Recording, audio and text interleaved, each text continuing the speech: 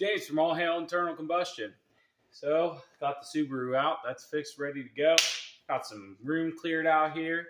We need to build our new workbench because this workbench on wheels really isn't working for the bench vise.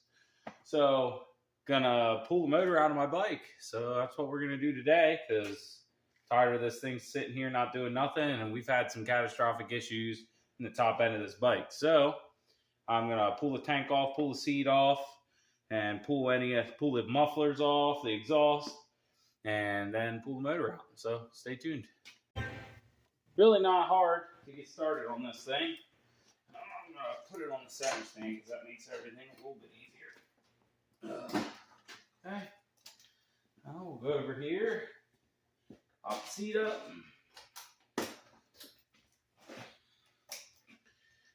Pretty easy. It's a little cotter pin through here.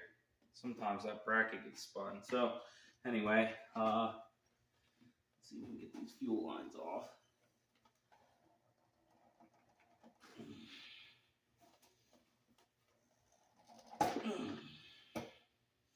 Okay, that's off.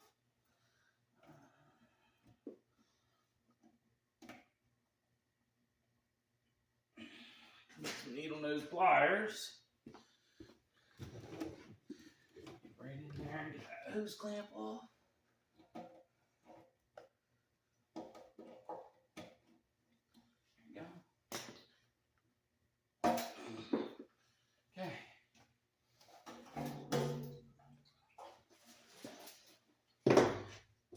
There's my tank off. I got the needle nose pliers on already. Get the seat off.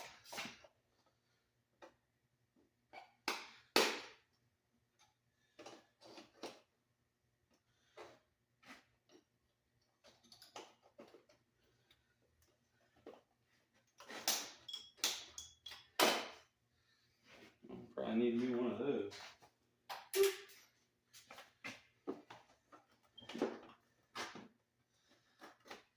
Okay. Pinning the seat off.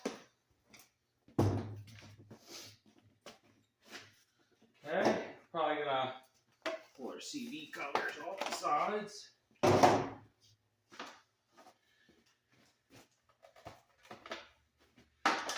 Go ahead and pull our battery and stuff out. There are ignition coils disconnected here. We'll just slowly move through here and get things taken off. Well, it's only been about 10 minutes. I already got all this ripped off. Pulled the battery box out, started pulling the harness out.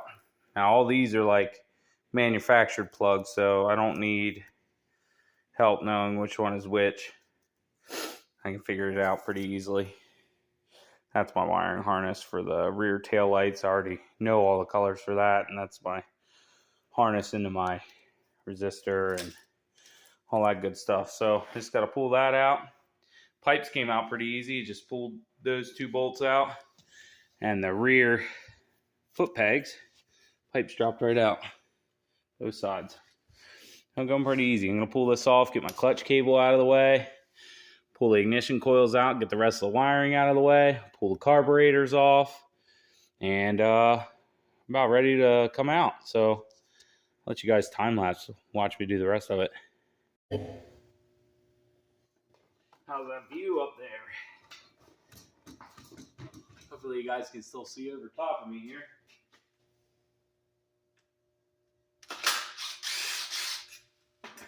Now normally these clutch cover bolts would be a pain to get out, but I already got them out, so yay for me.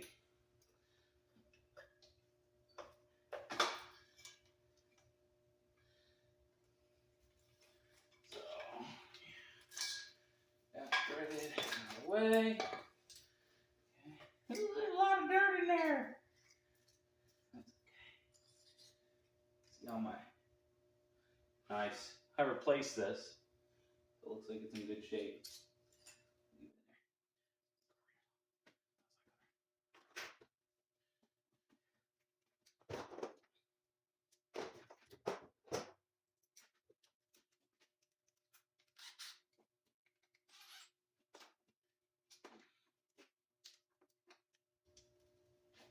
Oh, oh, oh. That's a valve. Where'd we go wrong, Michelangelo? That might be a problem.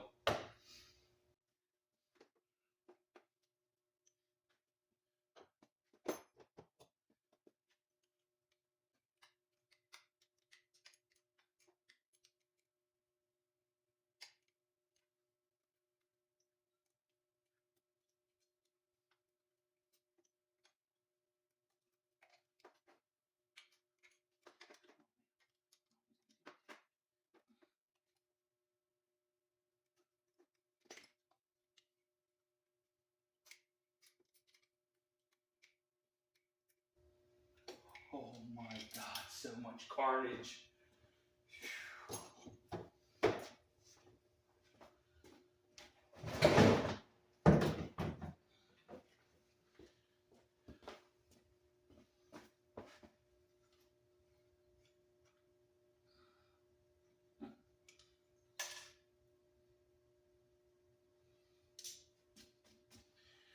That's not good. Definitely not good at all, guys. This is going to be a good teardown. Mark my words. Will it ever live again? That's what we're all asking right now. Will it ever live again?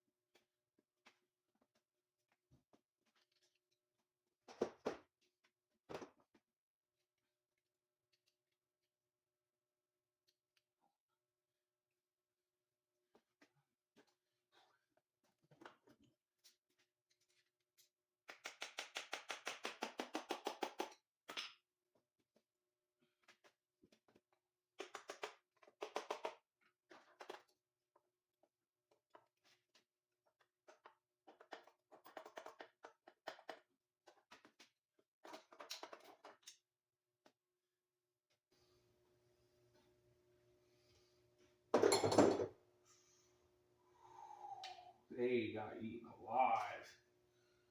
Okay.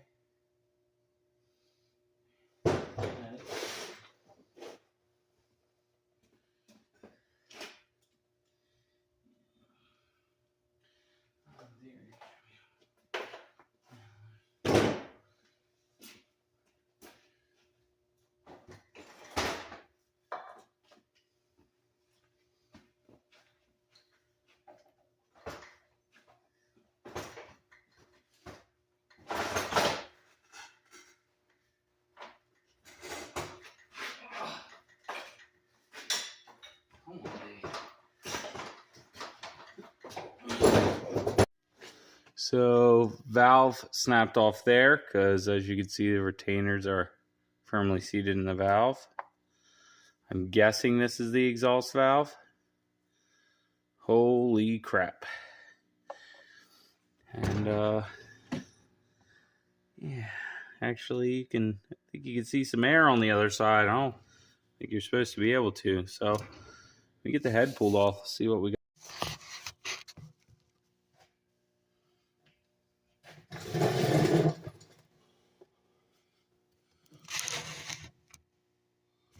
It's a fairly decent view for you guys, right? Not bad, not bad.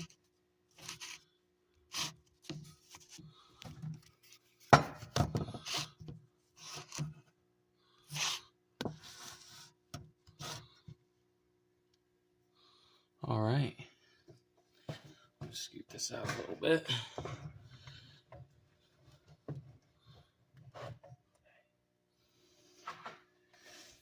I haven't drained the oil yet.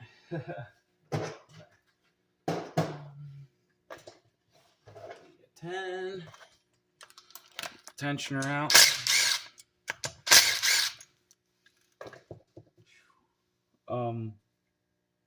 Hey, that's my chain tensioner down there. Oh, well, that one's not too bad.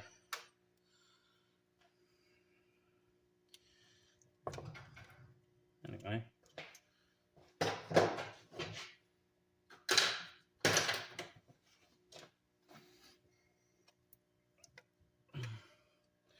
Yeah, that's not supposed to be all the way down there. Hopefully we can fish it out of there. Yeah, this is held up by the, need to do one of those.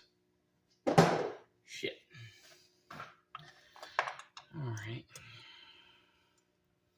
Well, that's done. You can crack the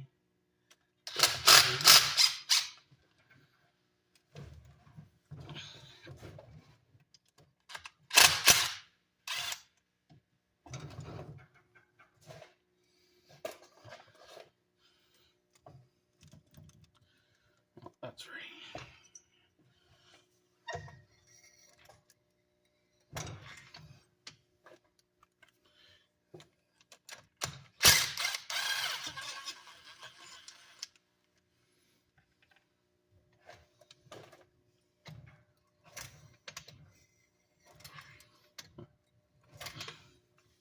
Definitely not locked up in the bottom end, at least.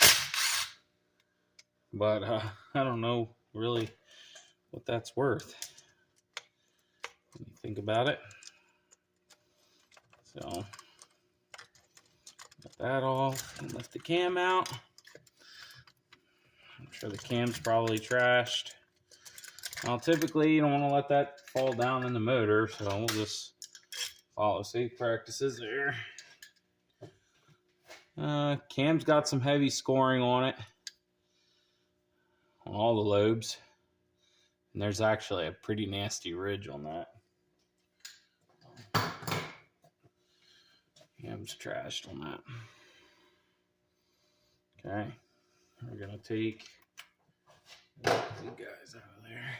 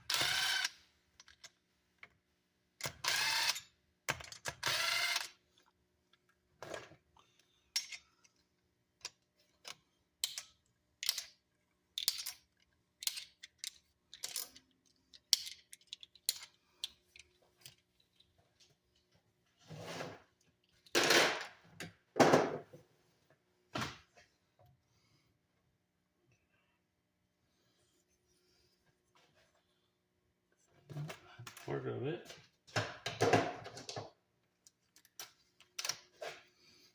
Pull them forward with that.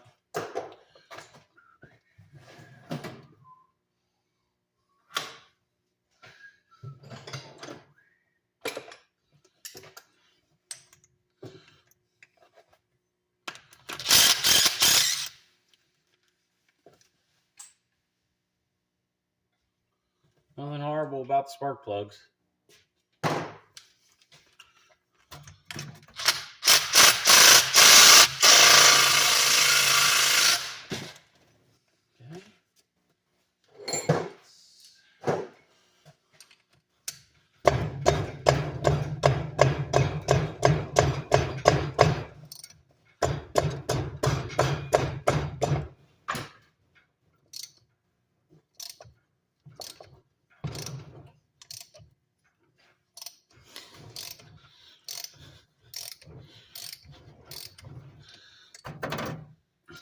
Uh-oh.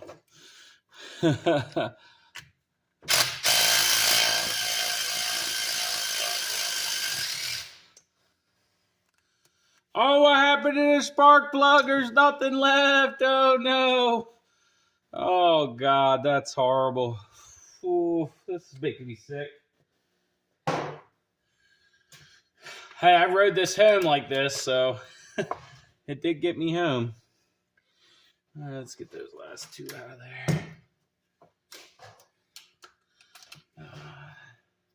This one here.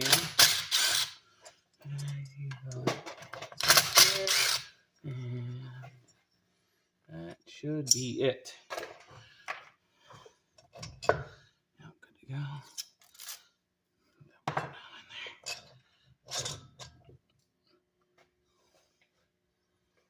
Oh my God, guys.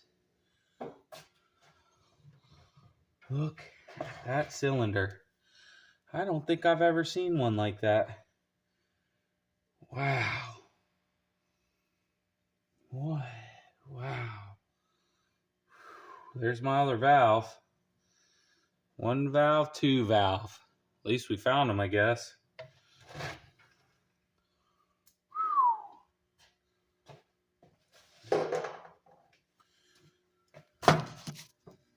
Talk about catastrophic. But you know what? I'll give them one thing.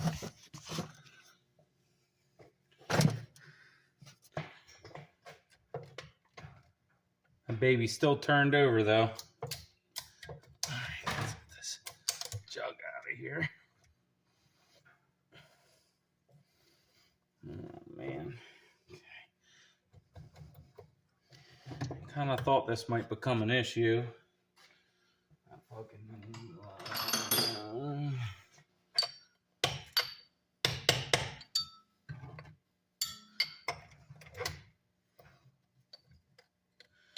piston don't want to come off of there.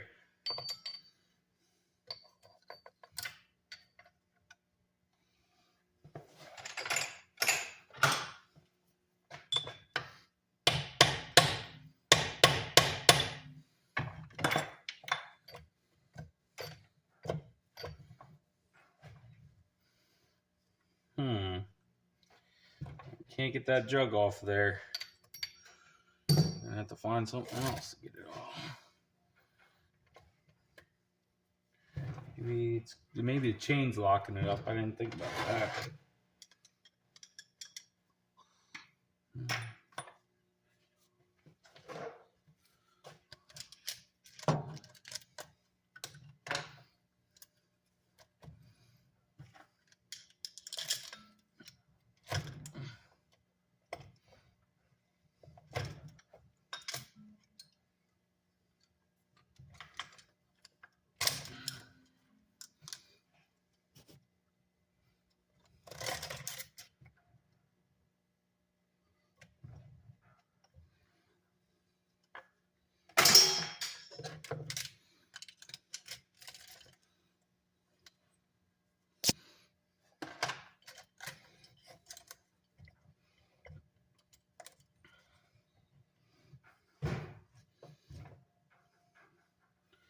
Piston came out at least.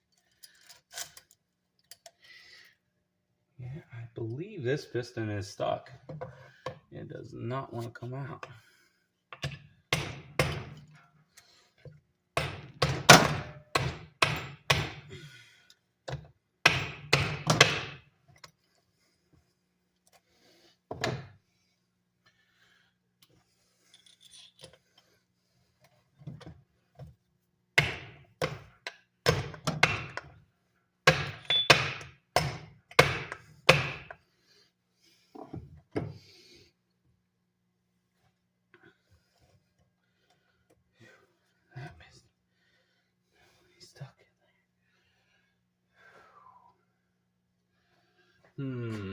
How to get that out of there, huh?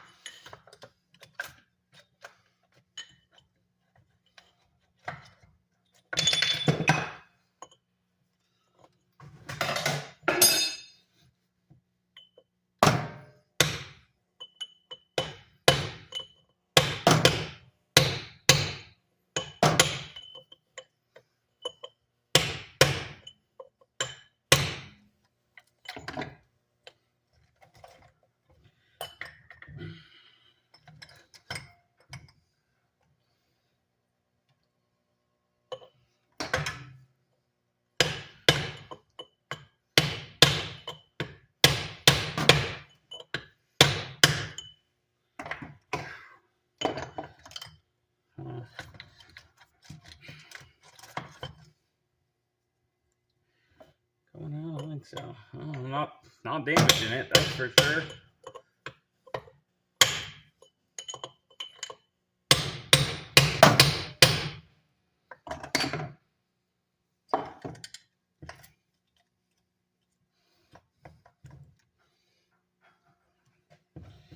I just had another idea. Let's spin those. See if we can get these. So we're back a couple days later. I put all the parts in a tote and said I'm gonna need more parts for this bike than I may have thought, but not really, being honest with myself. So I pulled the parts back out so you guys could get a good look at them. So got the jug over here. Wait, you turn your flashlight on there. You can see that it's pretty beat up, but not terrible. This jug I definitely think could be reused. Just punch it out and get oversized pistons.